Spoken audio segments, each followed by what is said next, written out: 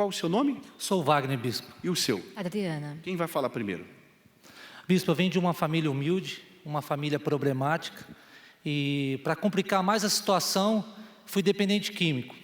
Dos meus 11 aos 19 anos, eu perdi toda a minha adolescência para a vida do crime. Fui viciado no crack, na cocaína, na maconha. Eu tinha uma mente criminosa.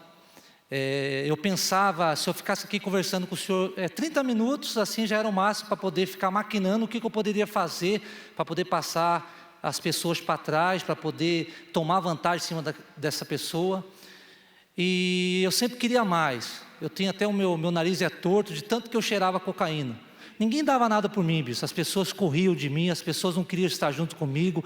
Eu era uma pessoa muito mal olhada, trazia muito desgosto para o meu pai, para minha mãe. Perguntava, você é filho de quem? Eu sou filho de fulano de tal. E a pessoa, meu pai e minha mãe eram muito humilhados. Qual foi o teu fundo de poço quando você chegou na Universal? Meu fundo de poço foi quando eu fui preso. Fiquei durante 2 anos respondendo processo de liberdade como réu primário. E naquela época, bispo, existia uma diferença muito grande, que eu vi o senhor falando a respeito da fé religiosa aqui das pessoas, né? A minha mãe tinha uma fé religiosa, tinha um santo dentro de casa. Eu lembro quando eu saía de casa, eu saía de casa na sexta-feira, só chegava no domingo, a minha mãe acendia aquela vela grande lá de 7º dia, para poder ver se o anjo da guarda me guardava. E do outro lado, existia a minha irmã, que já era obreira da igreja, que ela praticava a fé sacrificial.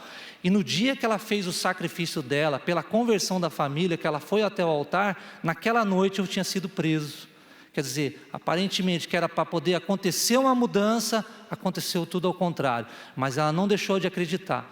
E logo em seguida, passou-se 3 meses, eu recebi um convite dela para poder vir à igreja. Só que eu tinha preconceito do bispo Macedo. Eu achava que aqui era um lugar onde fazia-se uma lavagem cerebral nas pessoas, que só pensava em dinheiro, porque a minha irmã já era obreira, mas a minha irmã sempre deu testemunho dentro de casa, como pessoa, como irmã. E aí, chegando aqui, eu topei o desafio de vir à igreja. Comecei a ver que tudo aquele pensamento que eu tinha a respeito de preconceito da igreja, não era nada daquilo. E eu comecei a obedecer, comecei a fazer as correntes, né? Fui liberto do vício, uma semana fui liberto do vício do crack, da cocaína. As coisas começaram a mudar, eu comecei a receber paz, comecei a receber alegria. Aí mais ou menos uns 3 meses que eu estava na igreja, e por ocasião, naquela época, veio a fogueira santa de Israel na fé de Gideão.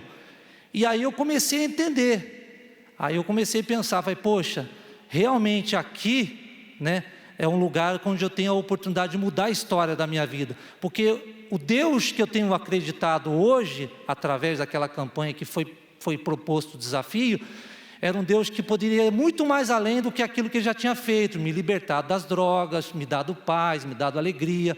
Ele poderia transformar, poderia fazer coisas grandiosas na minha vida. E o pastor começou a pregar a respeito da fé, a respeito da revolta. E foi assim, bispo, eu me revoltei com aquela situação e fui para o desafio. Eu aceitei aquele desafio que foi proposto no altar. Eu não tinha nada. Meu pai tinha uma pequena fábrica de sorvete, e aí eu fui gerar o meu sacrifício, fui pegar picolé. Eu lembro que eu era uma pessoa bem extrovertida, eu colocava um chapéu grande na cabeça e saía na praia que nem doido, gritando, oferecendo meu produto para as pessoas poderem consumirem. E aí eu coloquei no altar, e ali não parou, bispo. Aí começou a mudança, as coisas não veio do dia para a noite, foi com muito sacrifício no altar, muito trabalho e muita dedicação. E aí a gente tivemos uma oportunidade de mudar de cidade, uma cidade vizinha. E aí fui dormir num quartinho lá, 3x3, que era pernilongo, chovia mais fora do que dentro, aquela pobreza ainda estava, mas eu nunca deixei de acreditar naquilo que eu tinha feito. Eu falei, uma hora ou outra as coisas vão acontecer, uma hora ou outra o fruto que eu plantei neste altar, ele vai florescer. E não deu outra, bispo. Veio outra fogueira santa, sacrifiquei, veio a outra, sacrifiquei. Deus deu uma direção para a gente, montar uma loja. E aí mesmo montando a loja, eu chegava para as pessoas, às vezes para poder oferecer o meu produto, a pessoa não queria, desfazia do meu produto. E aí as coisas começaram a acontecer. Resumindo, bispo, hoje aquela pequena fábrica de sorvete, juntamente trabalhando com meu pai, se tornou uma indústria de sorvete.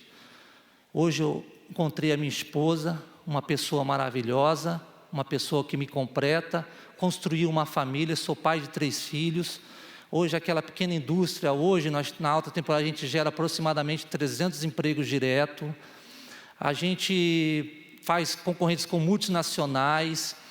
Hoje tem uma rede com 20 lojas. As pessoas têm prazer. Antigamente, é que nem diz, né? Antigamente as pessoas corriam de mim. Hoje não, todo mundo quer estar perto de mim, porque as pessoas só querem estar perto de quem está bem. E aí, onde eu ando, aonde eu vou, as pessoas querem estar perto de mim. Hoje eu tenho paz, hoje eu tenho alegria, tenho os caminhões para poder fazer o transporte, a comercialização, a nossa fábrica é toda automatizada. Nessa última temporada a gente vendeu mais de 2 milhões de picolé. E tudo isso, bispo, só seria possível a partir daquele momento que eu me revoltei aqui no altar. E assim, bispo, o mais importante que eu posso dizer para vocês, além das minhas conquistas, de tudo, o mais importante é que hoje eu tenho paz, hoje eu tenho alegria, hoje eu tenho prazer de viver. Todo dia que eu levanto, Deus me dá uma inspiração, me dá uma ideia. Hoje eu tenho o prazer de vir aqui contar o meu testemunho, porque eu sei que talvez você está aqui no tempo e talvez você está na mesma condição, até pior do que eu. Mas se você determinar no seu coração, assim como eu tomei uma atitude para mudar a história da minha vida, se eu tomar uma atitude, o mesmo Deus que mudou a minha história, Ele vai mudar a história sua também. Deus te abençoe, em nome do Senhor Jesus.